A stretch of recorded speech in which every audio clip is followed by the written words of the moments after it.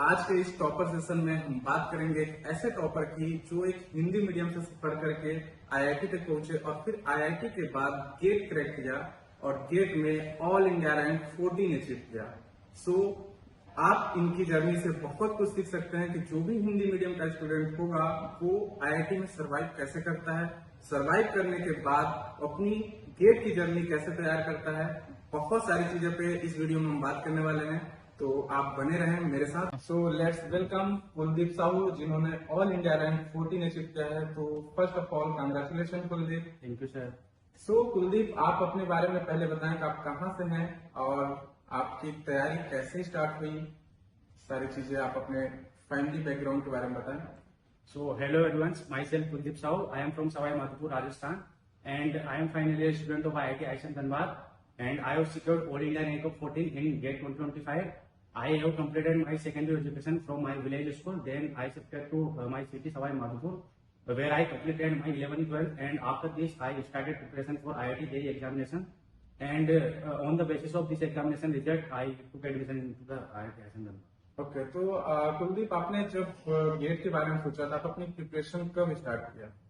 Sir basically sir मैंने third year में भी ये गेट दिया था, तो उस टाइम पे मेरे को पता लगा गेट के बारे में, तो थोड़ा बहुत मैंने उस टाइम पे प्रिपरेशन की थी। लेकिन फाइनल ईयर में मैंने अच्छे से प्रिपरेशन की, तो फाइनल ईयर में मैंने सर अक्टूबर नवंबर के टाइम जब प्रिपरेशन स्टार्ट की थी। अच्छा, तो कुलदीप आप बताओ, जैसे कि आपने बोला कि आप हिंदी मीडियम के स्टूडेंट हैं, राइट? तो जब आप 12th तक हिंदी मीडियम थे और 12th के बाद जेई फोड़ने के बाद आप एक आईआईटी आईएसएम में एडमिशन लिए, तो जब हिंदी मीडियम से होने के बाद आप आईआईटी में कैसे सर्वाइव किए? क्या आपको डिफिकल्टीज फेसेस करनी पड़ी हिंदी मीडियम होने से? सर सबसे पहले तो यहाँ जो सारे प्रोफेसर यहाँ का इन्वायरमेंट है, एक तरह से इंग्लिश वाला इन्वायरमेंट है। प्रोफेसर सब कुछ स्टडी मटेरियल सब कुछ इंग्लिश में होता है, बाकी जो प्रोफेसर थे वो इंग्लिश में पढ़ाते हैं। तो इनिशियल फेज में मेरे को काफी डिफिकल्टी आई सर। जो फर्स्ट ईयर था मेरे काफी डिफिकल्ट निकला इन चीजों में, क्योंकि मेरे को समझने में दिक्कत आती थी, लेक्चर समझ में नहीं आते थे, बस मैं लिखना और समझना जानता था, बाकी जो प्रोफेसर क्या बोल रहे हैं इतना समझ में नहीं आता था मेरे को। लेकिन धीरे धीरे मैंने उन चीजों को ओवरकम किया और फिर मेरे इंग्लिश पे अच्छी पकड़ हुई और फिर धीरे धीरे सब कुछ अच्छे से होने लगा। ओके, तो जब आप कॉलेज के साथ साथ गेट प्रिपरेशन करते थे और जो आपकी क्लासेस होती थी, क्लासेस का शेड्यूल ही ऐसा होता है आईआईटी में कि मतलब पूरे दिन भर क्लासेस लैब सब कुछ चलता रहता है, ठीक है? तो गेट के लिए आप अलग से टाइम कैसे निकाले, किस तरह आप क्लास और गेट को बैलेंस किया? सर फाइनल ईयर जैसे मैंने अच्छी प्रिपरेशन मैंने फाइनल ईयर में स्टार्ट की थी, तो फाइनल ईयर में इतना लोड था नहीं सर। मेरी हफ्ते में 12 से 15 क्लासेस होती थी पूरे हफ्ते के अंदर, बाकी सैटरडे संडे की छुट्टी होती थी। तो सर वही एकेडमिक्स का इतना लोड था नहीं फाइनल ईयर में, तो उसके क्लास के लेक्चर लेने के बाद जो टाइम बचता था मैं उसको गेट प्रिपरेशन में लगाता था, तो इसी से बेसिक सर मेरी अच्छी नहीं। तो क्या आपको लगता है कि आपने जो गेट के सब्जेक्ट आपके थे, ठीक है, वो आपके जो क्लासेस सब्जेक्ट थे, क्लास के मटेरियल थे, वो आपके गेट एग्जाम में हेल्पफुल थे? किस तरह हेल्पफुल थे, कैसे प्रोफेसर मटेरियल वो करते थे आपको सारी चीजें बताइए। सर यहाँ का जो स्टडी मटेरियल है बहुत ज्यादा अच्छा है, मोर देन इनफ है सर। इसको पढ़ के ये आप और की किसी भी एग्जाम, गेट नहीं बाकी किसी भी तरह की एग्जाम, चाहे माइनिंग में जो ईएसी वाला होता नहीं है यहाँ पर, लेकिन इलेक्ट्रिकल मैकेनिकल सिविल किसी भी ब्रांच का हो, वो आसानी से बड़ी एग्जाम कोर की क्रैक कर सकता है। इतना अच्छा स्टडी मटेरियल है यहाँ पे। तो बस सर मैंने यहाँ का जो कॉलेज प्रोफेसर का जो स्टडी मटेरियल उनको अच्छे से पढ़ा, अच्छे से एनालाइज किया, अच्छे से प्रैक्टिस की, तो सर मेरा गेट अच्छे से। जब आपको डाउट होता था किसी भी सब्जेक्ट में, प्रोफेसर उस तरीके का पूरा हेल्पफुल करते थे आप? Yes sir. ओके, सो जब आप स्टार्ट किए तो किस सब्जेक्ट पे आपका सबसे ज्यादा कमांड था? वैसे सर सबसे ज्यादा कमांड तो मेरे को रॉक मैकेनिक्स अच्छी लगती थी, बाकी वेंटिलेशन भी अच्छा था, सिस्टम इंजीनियरिंग भी अच्छी थी। मतलब मेरे को सर सारी सब्जेक्ट अच्छी लगती थी, बस जो थ्योरेटिकल सब्जेक्ट थी उसमें मेरे को दिक्कत आती थी, क्योंकि मेरे को रटने में दिक्कत आती थी सर। बाकी मेरी न्यूमेरिकल सॉल्विंग स्किल अच्छी थी, तो इन सब्जेक्टों जो न्यूमेरिकल वाले सब्जेक्ट थे अच्छे, उन पे अच्छी कमांड थी, जैसे माइनिंग मशीनरी पे अच्छी कमांड थी। ओके, सो आप अभी टेक्निकल की बात कर ली। टेक्निकल में आपका पूरा जो भी मटेरियल था कॉलेज में कवर हो गया, ठीक है? जो आपका एप्टीट्यूड एंड मैथमेटिक्स सब्जेक्ट होता है, जो कि मेजर रोल प्ले करता है आपके रैंक को बूस्ट करने में, तो ये दोनों चीज आप कहीं से किए थे या फिर आपको पहले से ही आती थी सारी पकड़? सर जैसे जनरल एप्टीट्यूड है तो मैंने थोड़ा बहुत स्टार्टिंग में पढ़ा था, गेट के लिए नहीं पढ़ा था मैंने, वैसे ही मतलब प्रिपरेशन जैसे इंटर्नशिप प्लेसमेंट वगैरह के लिए इनके थोड़ा बहुत पढ़ा था एप्टीट्यूड। बाकी जो मैथमेटिक्स है मैंने सर, मेरा भाई का कोर्स था वो सिविल इंजीनियरिंग में है, तो उनका मेडिजी का कोर्स था। तो वहाँ पे जो मैथमेटिक्स के लेक्चर थे मैंने वहाँ से कवर कर लिए थे पूरे, तो वहाँ से मेरा मैथमेटिक्स कवर हो गया। बाकी जनरल एप्टीट्यूड वगैरह मैंने थोड़ा बहुत यूट्यूब पे देख के कवर कर लिया बस। ओके, तो आपने थर्ड ईयर में एग्जाम दिया था गेट का, उसमें आपकी क्या रैंक थी? सर उसमें मेरी 226 रैंक थी। तो 226 से ऑल इंडिया रैंक 14 तक का सफर जो था, आपने थर्ड ईयर में क्या मिस्टेक की थी, क्या चीजें आपके पास नहीं थी, वो वहां से 3 डिजिट से आप 2 डिजिट में जंप करना कैसे किया? मतलब क्या क्या चीजें थी जो आपको नहीं करनी चाहिए थी इस बार और उस टाइम आप किए थे? सर सबसे बड़ी दिक्कत तो ये थी, मैंने प्रिपरेशन स्टार्ट नहीं की थी सर। मात्र 15-20 दिन की प्रिपरेशन से मैं एग्जाम देने चला गया था, तो तैयारी की थी नहीं। और सबसे बड़ी चीज सर, मेरे को जो टाइम मैनेजमेंट स्किल थी वो मेरे पास थी नहीं सर। जैसे कुछ टफ क्वेश्चन थे, कुछ जो ट्रिकी क्वेश्चन थे उनमें फंस के रह गया सर। इस वजह से मेरा जो पेपर है काफी पेपर छूट गया सर बिना अटेम्प्ट किए हुए। तो सबसे बड़ी दिक्कत ये थी, इस वजह से मेरा गेट स्कोर थर्ड ईयर में काफी कम रह गया। इस बार सर मैंने उन प्रॉब्लम को ओवरकम किया, अच्छे से मैंने अच्छे से पढ़ाई की, अच्छे से प्रैक्टिस की। इतनी प्रैक्टिस कर ली थी कि सर मेरे को क्वेश्चन देख के पता लगने लग गया था कि ये क्वेश्चन टफ है या ट्रिकी है, तो मैं उनको पहले अटेम्प्ट में छोड़ देता था, बाकी दूसरे अटेम्प्ट में आके उनको करता था। तो वैसे ही सर इस बार मैंने टाइम मैनेजमेंट स्किल को काफी इंप्रूव किया, क्वेश्चन सिलेक्शन थोड़ा उसको इम्प्रूव किया। तो इस वजह से मेरे गेट में अच्छी रैंक आ गई। और सबसे बढ़िया चीज कि मैंने काफी टाइम पहले प्रिपरेशन स्टार्ट कर दी। ओके, तो पीवाईक्यू जो है, पीवाईक्यू आपको लगता है कि अगर आप गेट एग्जाम की तैयारी कर रहे हैं और आपका जो पीवाईक्यू है, अगर पीवाईक्यू को आप मैक्सिमम टाइम लगा लो, तो क्या वो आपके गेट एग्जाम में इम्पेक्ट करेगा? या फिर किस तरह आप पीवाईक्यू को किस तरह सॉल्व किए, क्या कॉन्सेप्ट यूज किए, वो सारी चीजें पीवाईक्यू के बारे में आप एक बार बताएं। सर गेट एग्जामिनेशन में पीवाईक्यू का बहुत ज्यादा सबसे बड़ा रोल पीवाईक्यू का होता है सर। मैंने क्या किया था सर, 2007 से लेके 2024 तक के सारे पीवाईक्यू अच्छे से लगाए थे। मैं ऐसे लगाता था कि जैसे मैंने सबसे पहले माइनिंग मेथड पढ़ा सर, ऐसे सब्जेक्ट वाइज पढ़ता था, मैं माइनिंग मेथड पढ़ा। तो उसके लिए मैं एक एक गोरे प्रेफर करता था, तो एक एक गोरे की सारी थ्योरी पढ़ता था, उसके जितने भी न्यूमेरिकल्स पीछे थे उनको सोल्व करता था। उनको करने के बाद मैं डायरेक्ट पीवाईक्यू पे शिफ्ट होता था। मैं 2007 का पेपर उठाता था, उसमें जितने भी माइनिंग मेथड के क्वेश्चन थे उनको सोल्व करता था। ऐसे कर करके मेरे ईयर वाइज सारे माइनिंग मेथड के जितने भी क्वेश्चन थे उनको सोल्व करता था। जिनमें मेरे को प्रॉब्लम आती थी, मैं सबसे पहले जो कॉलेज प्रोफेसर थे उनकी पीडीएफ पीपीटी को छानता था, उनको देखता था कि वहाँ पे कंसेप्ट अच्छा मेरे को मिल जाएगा, बिल्ड हो जाएगा, तो उनको लिखता था। बाकी अगर मेरे को उस टाइम पे प्रॉब्लम आती तो मैं यूट्यूब वगैरह का सहारा लेके उनको एक कॉपी में लिखते हुए जाता था। ऐसे कर करके मैंने टॉपिक वाइज, सेक्शन वाइज सबको कवर करते हुए चला गया। तो ऐसे मेरा पूरा प्रीवियस ईयर कंप्लीट हो गया। फिर लास्ट में जाते हुए मैंने एक बार फिर से उसको प्रीवियस ईयर लगा दिया। तो ऐसे 2-3 बार मैंने प्रीवियस ईयर लगा दिए, तो मेरा अच्छे से कंसेप्ट बिल्ड हो गए।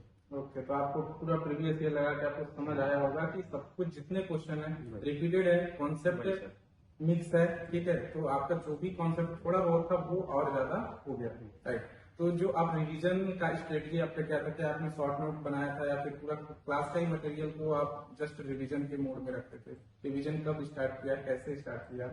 सर मैं मतलब क्लास के साथ जो मैं पढ़ने के साथ साथ सर शॉर्ट नोट्स बनाते हुए जाता था सर। शॉर्ट नोट्स में मेरे सर वो होते थे जो मेरे को सवाल नहीं आते थे, जो कॉन्सेप्ट मेरे को नहीं आते थे, उनको मैं कॉपी में लिखे हुए रखता था सर। कुछ थ्योरेटिकल क्वेश्चन भी थे जो मैंने प्रीवियस ईयर से लिखे हुए रहते थे सर, तो उनको पढ़ता था मैं। बाकी कंसेप्ट हुआ या एक एक गोरे बुक्स के अंदर जितने भी कंसेप्ट वगैरह है, या मेरे को वैल्यू एड ऑन करता रहता था सर, क्योंकि जो एक एक गोरे ये वो अपडेट नहीं हुई सर, उसमें काफी चीजें मिस है, तो मैं उसको वैल्यू एड ऑन करता था। तो बस रिवीजन के लिए मैं इन्हीं को प्रिफर करता था। बाकी कॉलेज प्रोफेसर जो मेरे को दिक्कत आती थी तो पीपीटी उठा के पीडीएफ उठा के उनका रिवीजन कर लेता था सर। आपके प्रिपरेशन के दौरान आपको कभी न कभी एक बार तो डिमोटिवेशन फील हुआ ही होगा, Yes, ठीक है। आपकी तैयारी कितनी ही अच्छी क्यों ना चल रही हो, बट एक मोमेंट ऐसा आता है कि आप बहुत लो फील करते हो कि मेरे से हो पाएगा कि नहीं पाएगा। जैसे आप टेस्ट सीरीज दे रहे हो, मार्क्स कम आया, आपको लगेगा कि मेरा तैयारी अच्छा नहीं है। तो जब भी मोटिवेशन आपको मिलता था तो आप किसी फ्रेंड से बात करते थे, प्रोफेसर से या फैमिली से, आप उसको अपने आप को मोटिवेट कैसे रखते थे? सर इस जर्नी में मेरे फैमिली का काफी सपोर्ट रहा। तो जब भी मेरे को ऐसा डिमोटिवेशन आता था तो मैं अपने फैमिली मेंबर से बात करता था, वो मेरे को मोटिवेशन देते थे कि तू कर सकता है अच्छे से। तो वही था। और सर मेरे फ्रेंड्स काफी अच्छे हैं, तो उन्होंने मेरे को मोटिवेट किया इस जर्नी के अंदर। बाकी प्रोफेसर का काफी अच्छा गाइडेंस रहा, टाइम टाइम गाइड करते थे गेट प्रिपरेशन के लिए, पूछते थे वो कैसी प्रिपरेशन चल रही है। तो सर इन्हीं से काफी मोटिवेशन मिला, गाइडेंस मिला, तो मेरे को जो डिमोटिवेशन वाला सिचुएशन था उससे मैं ओवरकम कर पाया। ओके, तो जैसे कि गेट का एग्जाम फरवरी मंथ में होता है, तो जो आपका जनवरी का मंथ होता है, उस मंथ को आप कैसे यूटिलाइज किए? सर मैंने क्या किया सर, जनवरी जैसे दिसंबर के एंड तक मैंने पूरा सिलेबस कंप्लीट कर लिया सर। बाकी मेरे को जनवरी या फरवरी में मैंने टारगेट बना रखा था कि मेरे को अच्छे से प्रीवियस ईयर दोबारा सोल्व करने हैं और कोई भी एक टेस्ट सीरीज लेके उसको सोल्व करना है। तो सर मैंने ये स्ट्रेटजी अपनाई, प्रीवियस ईयर सोल्व किया और टेस्ट सीरीज सोल्व की। बस मैंने जनवरी फरवरी यही किया। बाकी ओके। तो जब आप एग्जाम में गए, एग्जाम हॉल में गए, एग्जाम हॉल में बैठे, तो जो आपका 3 घंटे का था, उस 3 घंटे को आप कैसे डिवाइड किए और कौन से सेक्शन को पहले अटेंड किया? क्वेश्चन अटेम्प्ट करने का आपका तरीका क्या था कि आपके सिली मिस्टेक ना हो, किस क्वेश्चन को मैं पहले पिक करूं, किस क्वेश्चन को लास्ट पिक करूं? क्योंकि ये 3 घंटे में बहुत सारे स्टूडेंट की तैयारी बहुत अच्छी होती है, बट वो 3 घंटे मारे खा के रैंक नहीं ला पाते। तो उस 3 घंटे को आप कैसे यूटिलाइज किए? सर जैसे मैंने टेस्ट सीरीज वगैरह दे लिया था, तो मैंने ये मेरा माइंडसेट बन गया था कि मैं सबसे पहले जनरल एप्टीट्यूड सोल्व करूंगा, उसके बाद मैं कोर्स सेक्शन सोल्व करूंगा। तो सर एग्जाम जाने से पहले मैंने सोच रखा था कि मेरे को एप्टीट्यूड वाला जो पोर्शन है वो मैक्सिमम 15 मिनट के अंदर अंदर करना है, ताकि मैं ज्यादा से ज्यादा टाइम मेरे कोर्स सेक्शन में दे सकूं सर। तो मैंने जाके वही किया, तो मैंने जनरल एप्टीट्यूड खोला, तो वहां से स्टार्ट किया, 15 मिनट में मैंने वो कर लिया, जितने भी क्वेश्चन बने वो बना लिए, बाकी मार्क के रिव्यू लगा के या फिर बाद में दूसरे अटेम्प्ट के लिए उनको छोड़ दिया। फिर मैं कोर्स सेक्शन पे शिफ्ट हुआ, वहाँ पे जो एमसीक्यू क्वेश्चन आते हैं एक एक नंबर वाले, उनको सोल्व किया। फिर उसके बाद में 2-2 नंबर वाले पे शिफ्ट हुआ। तो सर जो पहला अटेम्प्ट मारता था मैं, तो उसके अंदर सर इजी क्वेश्चन में करता था, इतनी प्रैक्टिस कर चुका था सर मैं, तो मेरे को देख के पता लगने लग गया था कि ये सवाल टफ है, तो उनको छोड़ देता था मैं सर। तो लास्ट के 65 नंबर क्वेश्चन पे पहुंचता था मैं। उसके बाद मेरे पास सर 40 से 45 मिनट बची थी, तो मैं उस 40 से 45 जो मिनट था उसमें मैंने दोबारा राउंड लगा के जो बचे हुए क्वेश्चन थे उनको सोल्व किया सर। इस वजह से मेरा जो ग्रेड स्कोर है वो काफी अच्छा है, मेरा पेपर भी अच्छे से अटेम्प्ट हो। ओके, सो आपकी जर्नी काफी अच्छी रही। तो मैं चाहता हूँ कि आप जो अभी अपकमिंग एस्पिरेंट हैं, 2026 के लिए प्रिपेयर कर रहे हैं, आपके जो कॉलेज के जूनियर हैं, आप अपने साइड से उनको क्या गाइड करना चाहोगे? तो क्या करें क्या नहीं करें, आप अपने साइड से कुछ उनको मैसेज देना चाहेंगे? सर सबसे पहले तो मैं यही कहना चाहूंगा कि जल्दी से जल्दी प्रिपरेशन स्टार्ट करो, इससे ये फायदा होगा कि सिलेबस जल्दी हो जाएगा सर। आप अच्छे से प्रीवियस लगा पाओगे, अच्छे से बुक्स जो है जो सोल्व कर पाओगे, अच्छे से कंटेंट को पढ़ पाओगे, अच्छे से मूक टेस्ट दे पाओगे। तो आपके लास्ट में जाके ये सिचुएशन नहीं होगी कि मेरा ये कंप्लीट नहीं हुआ, वो कंप्लीट नहीं हुआ। तो उस सिचुएशन से डील करने के लिए आप काफी पहले प्रिपरेशन स्टार्ट कर दो, तो इतना अच्छा रहेगा। और जितनी प्रैक्टिस करोगे, जितने जितने मूक लगाओगे, उतने आपकी गेट के अंदर रैंक इतनी अच्छी इंप्रूव हो जाएगी। ओके, सो जैसा कि आपने अभी इनका जर्नी सुना होगा, काफी इंस्पायरिंग जर्नी है कि एक Hindi medium student all India rank 14 तक अपना सफर कैसे किया, आईआईटी में आया।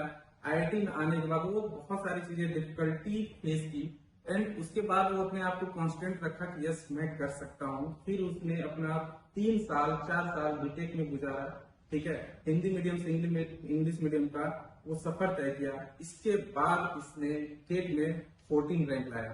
तो आप देख सकते हैं कि एक आईआईटी आईएसएम स्टूडेंट अपने क्लास मटेरियल को जस्ट फॉलो करके, और कहीं से कोई सोर्स नहीं, सिर्फ क्लास मटेरियल को अगर आप अच्छे से फॉलो करोगे तो आपकी भी रैंक अच्छी आ सकती है। ठीक है, सो मिलते हैं किसी नए वीडियो के साथ। Till then, bye bye.